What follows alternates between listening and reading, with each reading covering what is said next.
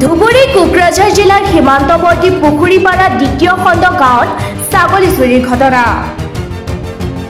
বিলাসী বাহনেৰে ছাগলী চুৰি কৰিবলৈ আহি ৰাইজৰ ৰুখত ছাগলী চুৰি কৰা বাহন।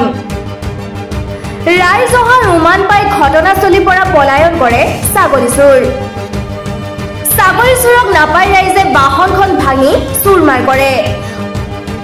অৱশেষত ঘটনাস্থলীত হালকুচা আৰক্ষী উপস্থিত হৈ বাহনখন সহ ছাগলী লৈ আৰক্ষী চকীলৈ লৈ আহে।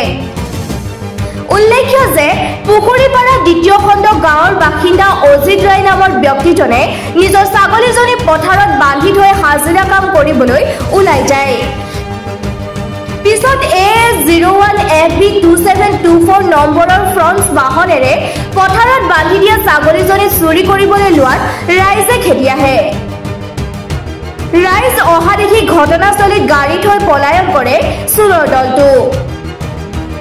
ছাগলী চোৰক নাপাই ৰাইজে বাহনখন ভাঙি চুৰমাৰ কৰে।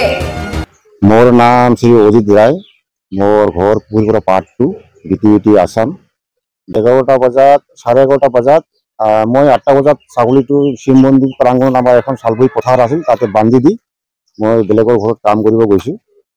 তাৰপিছত তাৰ পৰা কিছু সময়ৰ পিছত ক'লে মই আমাৰ গাঁৱৰ ল'ৰাই খেদি লৈ যায়। গাড়ীখন তাতে ধৰিছে।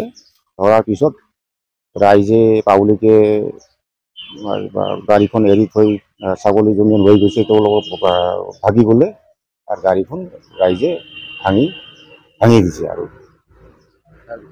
তাৰপিছত চালকোচা আৰক্ষী পানী গৈছে, তাৰ পৰা চালকোচা আৰক্ষীয়ে পুলিচে গাড়ী আৰু ছাগলীয়ে লৈ আহিছে ইয়াতে। কিন্তু ছাগলীটো মোৰ।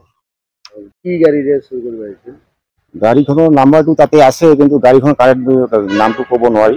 চাগে দামী গাড়ী আৰু গাড়ীখন দামী গাড়ী দি বৰ্তমান ছাগলী চুৰ কৰিব আহিছে। পিছত চৰকেইজনক ধৰা পাইছে নেকি? নাই পোৱা।